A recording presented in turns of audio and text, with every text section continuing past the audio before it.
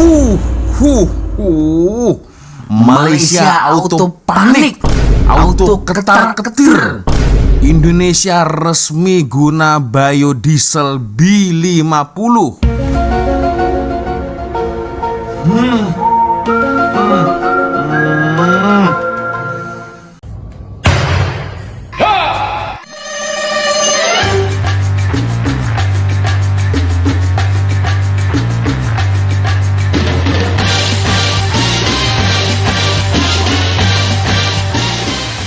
Sangat provokatif ini tajuknya, guys. Aduh, puluhan tahun Malaysia dah mula tak sombongkan diri. Yo, what's up, Rek? Assalamualaikum warahmatullahi wabarakatuh. Hai, Rek. Jumpa lagi ada saya di sini, Wak Lonjong. Salam Lonjong. Iya. Apa kabar kawan-kawan? Semoga semua dalam kondisi yang sehat, Rek, ya. Amin ya robbal alamin. Oke, guys, tanpa buang masa, jadi sesuai dengan tajuk di video saya kali ini, guys. Kebetulan ada satu request dari Instagram, ya. Beliau kirimkan satu link video dari channel Ria Oktorina nih, guys. Betulkah Malaysia panik, auto ketar-ketir dengan adanya Indonesia menggunakan biodiesel B50? Oke. Jadi baru lancar B50, ya. Ada yang kata Malaysia panik. Ya, tapi ternyata ada fakta yang sebenarnya cukup mengejutkan Indonesia, guys, ya. Oke lah, kita akan coba untuk tonton bersama-sama seperti apa video dari Ria Oktorina, guys, ya. Tapi ya seperti biasanya hanya sekedar mengingatkan untuk kawan-kawan yang mungkin belum sholat, jangan lupa sholat dulu. Dan saya letakkan link Shopee yang ada di bawah video ini. Siapa tahu mungkin kalian berminat untuk shopping, boleh kalian check out sekarang juga.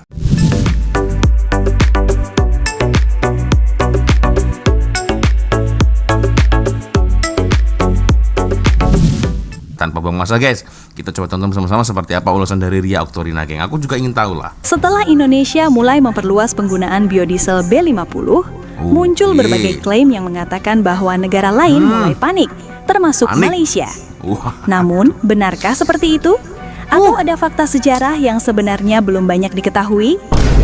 Indonesia memang sedang melakukan langkah besar melalui program biodiesel B50. Bahan bakar ini merupakan campuran 50% biodiesel berbasis minyak sawit dan 50% diesel fosil. Tujuannya untuk mengurangi ketergantungan terhadap bahan bakar impor, meningkatkan penggunaan sawit dalam negeri, serta mendukung energi yang lebih ramah lingkungan. Tetapi, jika melihat perjalanan biodiesel di Asia Tenggara, Malaysia sebenarnya sudah lama mengembangkan teknologi berbasis minyak sawit. Oh, serius? Malaysia telah melakukan penelitian biodiesel sejak puluhan tahun lalu. Bahkan sebelum program B50 Indonesia menjadi perhatian, Malaysia sudah melalui berbagai tahap pengembangan seperti B7 dan B10, bahkan sampai B100. Lalu, sebenarnya bagaimana perjalanan biodiesel Malaysia? Apakah benar Malaysia tertinggal? Presiden Prabowo. Indonesia jadi negara yang pertama kali terapkan mandatory biodiesel B50. Oke. Saudara-saudara sekalian, dengan diluncurkan program ini, Indonesia resmi menjadi negara pertama di dunia yang menerapkan mandatory biodiesel B50. Wah. Ini bukan Kenapa sekedar semangat tepuk pencapaian tangannya teknologi. itu? Ini adalah bukti bahwa Indonesia mampu memanfaatkan kekayaan alamnya sendiri untuk kepentingan rakyatnya sendiri. Ini adalah tonggak yang sangat penting dalam perjalanan menuju kemandirian energi. Singapura dan Malaysia panik. Apa ini? Indonesia malah bakal makin kaya karena ini. Waduh. Singapura dan Malaysia panik, auto ketar-ketir. Indonesia malah bakal makin kaya karena ini. Wah, ini Kita coba tengok guys. Karena kalau negara kayak Singapura, Thailand, Vietnam, mereka panik. Filipina tuh sampai bikin 4 hari kerja, sekarang bukan lagi 5 hari kerja. Dan mereka udah banyak mengurangi jumlah penerbangan di sana karena aftur juga udah krisis di Filipina. Negara Indonesia justru bisa cuan karena Indonesia punya kelapa sawit. Wih, seru guys. Jadi ketika Singapura hari ini ketakutan, Lawrence Wong panik bro. Vietnam, Thailand sama juga. Indonesia enggak. Indonesia malah happy. Kenapa bisa? Karena Indonesia punya kelapa sawit dan sekarang Indonesia bakal upgrade proyek sawitnya tadinya B40 ke B50.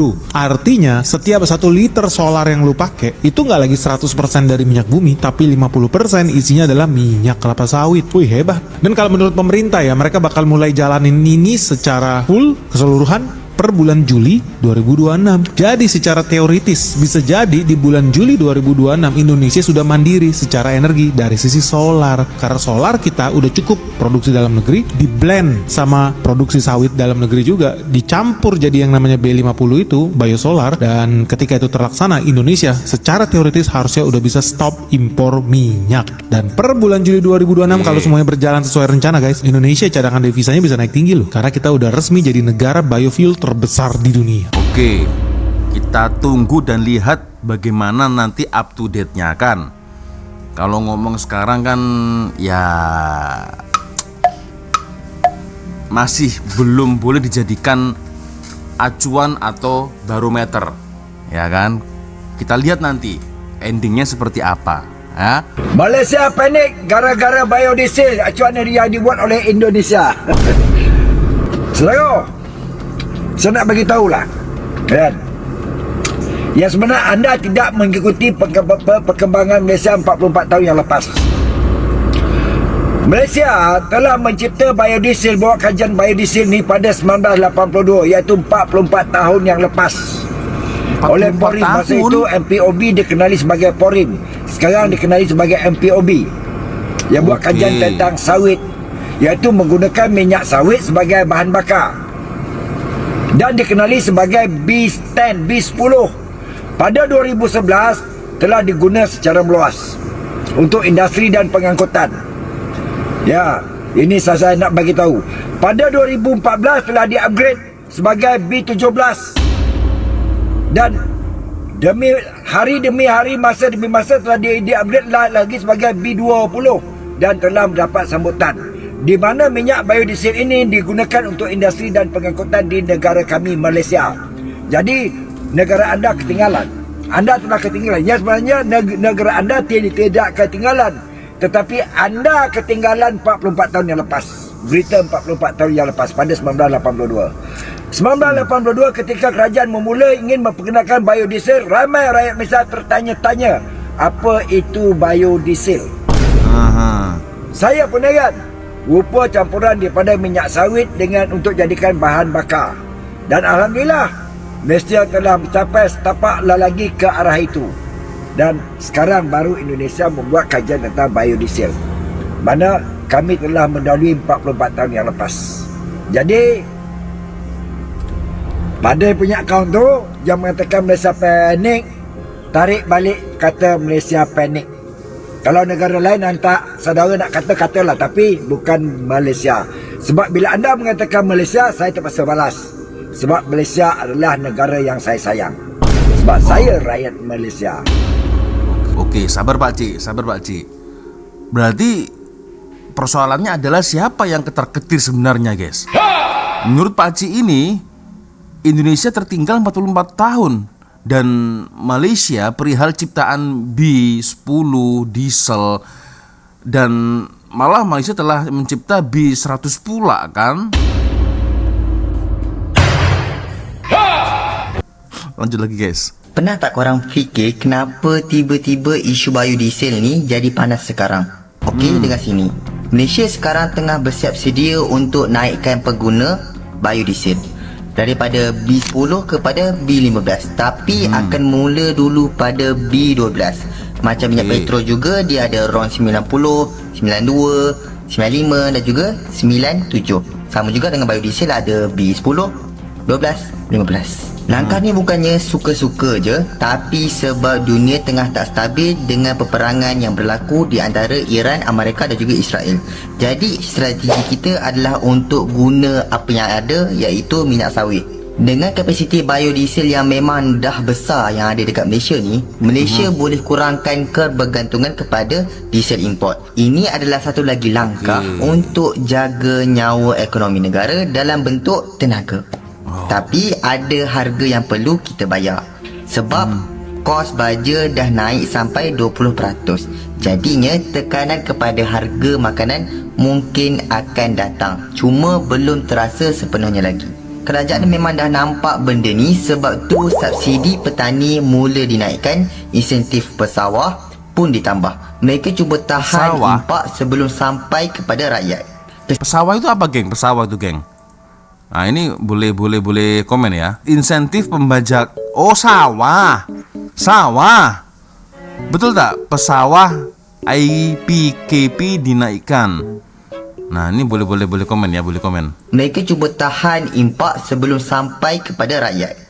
Kesimpulannya, ini bukan sekadar cerita minyak biodiesel semata-mata, tapi tentang cara bagaimana Malaysia cuba untuk bertahan dalam dunia yang makin tidak menentu.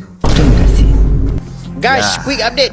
Okay. The Malaysian government is planning to increase the biodiesel blend from B10 to B15 as a quick response to the global energy crisis. What that means is simple. They are mixing more biodiesel. Ini entah kenapa kalau abeng satu ini ketika berkomentar selalu buat saya ketar-ketir, guys. Okay, next. Usually from palm oil lah into regular diesel. B10 ni apa? B10 is 10% biodiesel and 90% petroleum diesel, while B15 is 15% biodiesel. So by increasing this mix, Malaysia can rely more on local resources instead of imported fuel, which helps stabilize supply and reduce exposure to global oil price spike. But here's the catch lah, it's not as straightforward as just increasing the mix. There are technical and market challenges as well. Not all diesel engines, especially older vehicles and industrial machines, are built to handle higher biodiesel blends, and this could lead to issues like clog filters or performance drop. On the top of that, higher biodiesel also means a stronger demand for palm oil, which could affect supply and prices as well. Korang tahu tak, diesel yang kita gunakan di kenderaan ada campuran minyak kelapa sawit tau. Ternyata ada guna, guys, Malaysia, guys. Tapi kenalah proses dulu. Kalau korang nak tahu, diesel yang dijual di stesen minyak tu sebenarnya dah dicampurkan dengan biodiesel sawit. Jom kami perkenalkan. Apa itu biodiesel? Ternyata dah mula, guys. Biodiesel merupakan biobahan api yang digunakan sebagai pengganti diesel petroleum. Di Malaysia, biodiesel ini dihasilkan daripada minyak sawit mentah yang telah diproses untuk menghasilkan biodiesel sawit. Kalau korang nak tahu, diesel yang dijual di stesen minyak seluruh Malaysia ni sebenarnya telah dicampurkan dengan biodiesel sawit pada kadar yang berbeza mengikut peratus adunan yang telah ditetapkan. Pada ketika ini, terdapat 3 jenis adunan biodiesel, iaitu B7, B10 dan B20. Apakah yang dimaksudkan dengan B7, B10 dan B20? Apabila 7% biodiesel sawit dicampurkan dengan 93% diesel petroleum, ianya dikenali sebagai B7. Apabila 10% biodiesel sawit dicampurkan dengan 90% diesel petroleum, maka ianya dikenali sebagai B10. Jadi, bila korang dengar B20, apa maksudnya?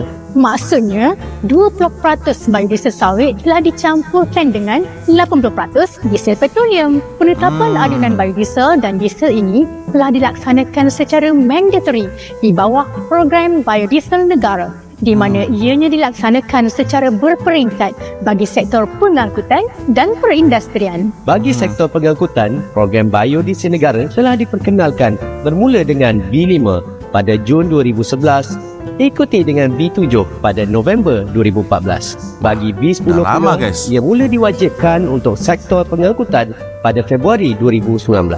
Sementara itu, sejak Januari 2020, program biodiesel B20 telah diperkenalkan di Langkawi, Labuan dan Sarawak, kecuali Bintulu, dan sedang diperluaskan ke seluruh Malaysia.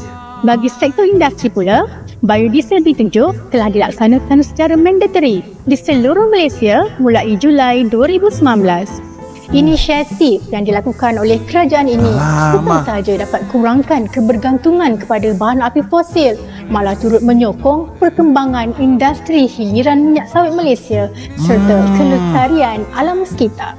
Lebih menarik lagi, biodiesel sawit di Malaysia ada pengiktirafan antarabangsa iaitu pensijilan MSPO, ISCC dan RSPO. Tapi selamat ke guna biodiesel dalam enjin kenderaan? Mestilah selamat. Lembaga Minyak Sawit Malaysia MPOB dengan kerjasama Persatuan Pengeluar Automotif Jepun JAMRA telah menjalankan ujian lapangan dan kajian menyeluruh bagi menilai kesan penggunaan biodiesel. Hasilnya, kajian menunjukkan bahawa B20 sesuai digunakan pada enjin diesel tanpa mendekkan tempoh masa penyelenggaraan. Jadi lepas ni tak perlulah korang risau lagi nak guna biodiesel. Betul tu. Selain enjin kenderaan, biodiesel juga turut digunakan dalam mesin, jentera, dandang atau sebarang peralatan berenjin diesel dalam sektor industri. Syarikat multinasional dan public listed company juga boleh menunjukkan prestasi ESG yang cemerlang melalui penggunaan biobahan api yang lebih lestari seperti biodiesel sebagai salah satu usaha untuk kurangkan pelepasan karbon dan menangani perubahan iklim. Selain dapat meningkatkan pendapatan dan ekonomi negara, sebagai rakyat Malaysia, kita semua perlu menyokong penggunaan biodiesel supaya generasi akan datang dapat menikmati keindahan alam yang bersih dan lestari. Ingat faktanya ya, penggunaan 1 tan biodiesel sawit dapat kurangkan pelepasan 3 tan gas karbon dioksida setara. Jadi, kalau selama ni korang isi diesel untuk kenderaan, korang sebenarnya telah mengisi B10 biodiesel dan menyumbang kepada kelestarian alam sekitar secara tak langsung. Sumbangan yang nampak kecil tapi besar impaknya terhadap alam sekitar dan dunia. Ternyata dah guna lama, guys. Tadi kenapa ada yang cakap Indonesia negara yang pertama kali guna biodiesel? Hah. Jadi malu, guys. Tak ada yang nak memuji, maka pujilah diri sendiri. Allah Akbar. Oke, next. Jika ada yang mengatakan Malaysia baru mengenal biodiesel setelah Indonesia meluncurkan B50, pernyataan tersebut perlu dilihat kembali berdasarkan fakta. Malaysia telah melakukan penelitian biodiesel berbasis minyak sawit sejak sekitar tahun 1980-an. Dari penelitian tersebut, teknologi biodiesel terus dikembangkan secara bertahap hingga mulai digunakan dalam berbagai sektor. Dalam penggunaan biodiesel, ada istilah seperti B7 dan B10. Banyak yang masih belum memahami arti dari kode tersebut. B7 berarti bahan bakar tersebut memiliki campuran 7% biodiesel, sedangkan 93% lainnya masih berasal dari diesel fosil. Sementara B10 berarti kandungan biodiesel meningkat menjadi 10%, dengan 90% sisanya berasal dari diesel konvensional. Artinya, penggunaan biodiesel dengan campuran tertentu sebenarnya sudah menjadi bagian dari perkembangan energi Malaysia sejak lama. Bahkan untuk tingkat yang lebih tinggi seperti B100 atau 100% biodiesel, teknologi tersebut secara teknis dapat digunakan. Namun penerapannya membutuhkan kesiapan mesin dan standar tertentu. Penggunaan biodiesel murni seperti ini lebih cocok untuk kebutuhan khusus, termasuk mesin berat atau heavy machinery yang memang dirancang untuk menggunakan bahan bakar tersebut. Jadi, perjalanan biodiesel Malaysia bukanlah sesuatu yang baru dimulai saat Indonesia memperkenalkan B50. Baik, kalau kita nak teknologi yang ada lagi di Malaysia pun sebenarnya kalau kita pergi ke stesen minyak dia tulis apa Euro 5 dan sebagainya, itu sebenarnya biodiesel. Biodiesel dia dah di Malaysia kita dah guna sampai B10 kalau tak salah saya, B7 dan B10. Mana dia kalau B7 adalah 7% biodiesel dan 93% adalah fossil fuel diesel lah. So kalau dia kata B10 mana 10% biodiesel dan ni. Dan saya tengok hari ni lah yang YB sebut B100. B100 ni 100% lah. 100%. Dan boleh digunakan. Boleh. Felda dan FGV perkenal biodiesel B100. Felda mengetengahkan biodiesel B100 sebagai alternatif bahan api ketika ketidaktentuan tenaga global. B100 berasaskan 100% minyak sawit dan dijangka dimulakan dalam ekosistem Felda terlebih dahulu. Kos dianggarkan sekitar RM4.50 seliter, berpotensi mengurangkan kebergantungan kepada diesel. Pelaksanaan berskala besar masih terhad oleh bekalan minyak sawit mentah. Ujian perintis telah dijalankan dengan kenderaan dan trak bagi menilai keberkesanan sebelum diperluas. Diesel B10, B7, B100, apa tu? Abang-abang lori tahu tak dekat Malaysia sekarang ni ada 3 jenis diesel, iaitu diesel tadi dah kita dengar ya. B10, B100. Tapi abang-abang lori tahu tak apa maksud B dan angka yang ada dekat belakang tu? B100 pula. Sebelum tu, welcome to Sharing is Caring Diesel Edition. B100 pula lo guys. Tidak cukup B50, B100 pula. Biar betul. Hah? B bermaksud biodiesel dan nombor angka yang kat belakang tu dia bermaksud nisbah antara campuran dalam minyak tu. Contohnya B7 yang memerlukan 7% minyak biodiesel dan 93% minyak diesel. Manakala B10 pula 10% minyak biodiesel dan 90% minyak diesel. Yang keluaran terbaru tu B100 dia menggunakan 100% minyak biodiesel. Oh ya guys, ini mumpung saya ingat ya. Jadi beberapa hari yang lalu guys, kalau tak silap ya, saya pernah menyebut minyak solar. Nah, ini mungkin kawan-kawan agak bingung, maksudnya ini minyak solar apa? Jadi kalau kita di Indonesia guys, menyebut minyak diesel itu adalah minyak solar. Kalau RON kita sebutnya bensin gitu geng ya. Sebutnya gitu. Jadi mungkin harap kawan-kawan tidak bingung lagi dan tertanya-tanya apa bensin solar itu, apa minyak solar itu. Maksudnya itu ya bensin atau minyak diesel itu guys. Kita sebutnya solar ya. Oke, next. Kita lanjut lagi. Biodiesel ni apa? Biodiesel ni kalau kat Malaysia ialah campuran minyak sawit yang telah diproses untuk menjadi biodiesel. So, kalau abang-abang lori nampak B10, B7, B100 dekat pump tu, abang-abang lori dah tahu lah apa maksudnya. So, abang-abang lori nak tahu lagi pasal diesel, boleh like, comment, follow, share and bye-bye. Berarti kesimpulannya yang istimewa ini adalah B100 geng ya, atau B100 ini istimewa guys ya. Okey, mesti semua orang kat luar tanya macam mana proses aliran B100 terhasilkan B100 biodiesel. Okey, jom saya tunjukkan. Proses dia secara ringkas saya cakap ni. Mudah je. Okey, bermula dengan CPO. Okey, crude palm oil ini diproses melalui RBDPO menghasilkan RFAD. Okey, tuan-tuan dan puan nak tahu RFAD atau proses RBDPO ni, selain daripada untuk satu proses ini, dia adalah produk sampingan feedstock untuk minyak masak. Okey, di situ dah ada minyak masak Sekali lagi diproseskan menjadikan DPO. Satu lagi proses penyulingan dan akhirnya menjadi kepada PME, iaitu palm methyl ester. Alright, proses PME. Inilah dia sama dengan B100 biodiesel. Okey, itulah dia. Dua proses yang penting untuk menghasilkan biodiesel B100 yang kita nak lihat sekarang ni. So, itulah dia penerangan. So, maksudnya campuran tu boleh berlaku dalam lori tangki? Bila lori tu berjalan, kena pothole tu kan? That is our natural advantage. Saya di KVDP hari ini bersama dengan Dr. Seri Nur Aini, Menteri KPK, yang mana kita melihat ruang penggunaan biodiesel susulan geopolitik konflik dekat Iran. Kita kena tengok juga langkah mitigasi yang lebih segera memanjangkan bekalan diesel itu. Diesel, alhamdulillah kita punya stok ni masih kecil lagi.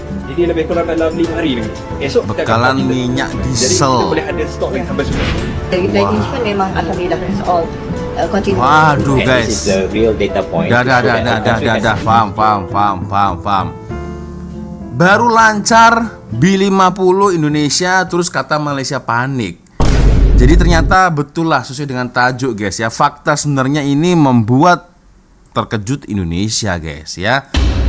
Macam mana nih guys? Kata Malaysia panik. Ternyata puluhan tahun guys Malaysia udah mula, tapi ternyata tidak sombongkan diri. Alamak. Aduh. Aduh, kan guys, inilah. Ini sama dengan masuk bakul angkat sendiri. Nah, itu guys. Omon-omon aja nih guys. Ya Allah, ternyata begitu guys ya. Oke, jadi ketinggalan kereta lagi nih guys. Ketinggalan kereta api nih. Ketinggalan zaman nih. Malaysia sudah lama pakai, Indonesia baru lancar B50. Aduh. Dah. No comment lah aku guys. So geng, ya mana nih menurut kalian, boleh komen lah di ruang komentar. Oke, sepertinya cukup sudah untuk video kita kali ini guys. Thank you sudah nonton, dan ya saya minta maaf apabila mungkin kalau ada tersilap kata-kata baik dari awal video sampai di akhir video. Seperti biasanya kalau ada video menarik yang mungkin boleh kita lihat sama-sama, silakan kirim link videonya di DM Instagram. Dan akhirnya saya Wak Lonjong pamit dulu guys. Wassalamualaikum warahmatullahi wabarakatuh. Semoga Allah melindungi kita semua. Amin ya rabbal alamin. See you. Bye bye.